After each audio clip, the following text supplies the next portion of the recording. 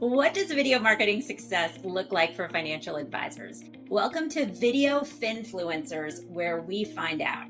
I've invited advisors who built digital street cred to share their secrets to their success.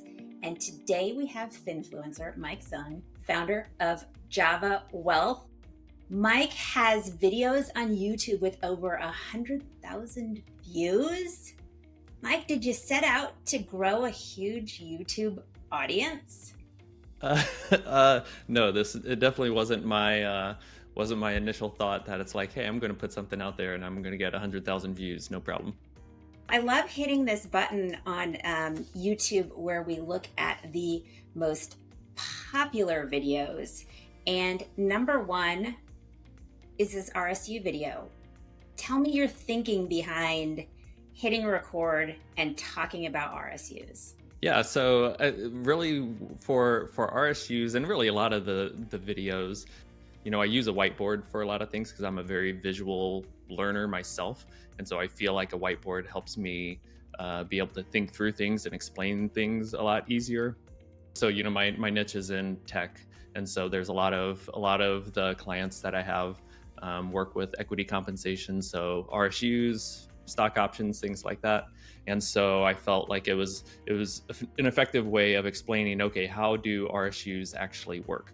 And be able to explain the taxes on it. Because whenever you're just trying to talk through it, whether it's in a blog or some other format, it's not as easy. But whenever you can draw some pretty pictures and have some lines and things like that, that kind of resonates with people.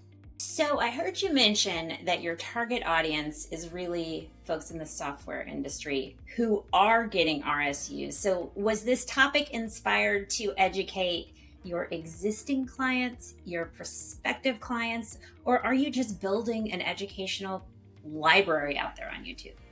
Yeah. I guess a little of everything. My why on the YouTube content was always from an educational angle, right? There's my videos don't have a whole lot of I don't have a bunch of lead magnets, and it was more just like, hey, people have these questions, an easy way of answering it and have it be scalable and distributable is to do it on YouTube. That was really the impetus of creating the different YouTube content, is just to try to explain things in a very approachable way, and that it's helpful for the masses, right? Because I'm a solo advisor, so I can only work with so many clients. So this was my way of giving back, right? So one of my favorite things to do when I check out anybody's YouTube channel is to click on the oldest video. So you got into this 5 years ago, like pre-COVID, you started recording your whiteboard videos. How does it make you feel to see Charity Part 1? Oh my gosh, it's funny. I mean, and it's crazy to think what the process was and how the videos felt whenever I first started. And then whenever I go back and watch them, you can kind of hear how shaky my voice is sometimes, and just the mannerisms are just completely different. So it's nice to see some level of progression to where, and by no means am I perfect now, at all. But yeah, it's pretty fun to see. Yeah, these videos were 5 years ago now. So what piece of advice would you give an advisor out there who hasn't recorded a video yet, and may even look at your original videos and think, maybe I could do that? Right. Yeah. I mean, I definitely just would say just to get started with something, because if you look at these first videos, there's still not that many views. So, you can kind of take that as permission to say, hey, I'm going to put stuff out there because one of the big fears of doing this is to think that, oh man, people are going to see this and they're going to think that it's terrible and I'm going to be embarrassed or something like that. But people aren't watching these first videos anyway. And purposefully, one of the very first videos that I did was this don't let perfection get in the way of progress. And so that was as much of the approach, where it's just like, hey, we're going to do this and hopefully we get better. And tell me, between then and now, what you credit the view difference to. So those original videos, you were getting, 50 views, 100 views, maybe a couple of hundred views. Now you get thousands. How did you make it happen? For me, and this anecdotally speaking, is whenever I started talking more specific to my niche, right? And I know this is kind of a plug for having a niche, but once I started to talk about equity compensation, those were the videos that I saw starting to get some traction, right? Because there's tons of videos out there that are about Roth versus traditional and wide-ranging financial planning topics.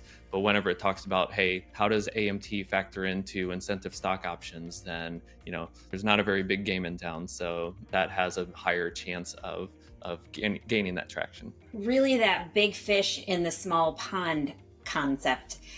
We call it sniper content. So it's answering a very specific question for your target audience, because that's how people use search. That's how they use Google, and YouTube is owned by Google, and videos are prioritized in Google search. So if you can answer a very specific question that your target audience is asking, then you have a greater chance to show up when they're searching for it. Do you rely entirely on organic, or are you putting any paid campaign boost behind any of your videos? Yeah, no, it's completely organic. I've done something to where the Google gods have said, hey, your RSU video, whenever you type in RSUs, and that's going to be the first one that comes up. So yeah, I haven't done any sort of paid marketing or anything like that. It's all organic, just putting the content out there and then seeing what happens. Well, I'm very impressed with your success. Your roll up your sleeves, give it a shot 5 years ago, and continuing a cadence that built an audience and answered questions. And I love that you're coming from a place of, I want to be there to educate, kind of with the side benefit of, this can help me build my business. Do you feel like the efforts you put into your video marketing did help build your business?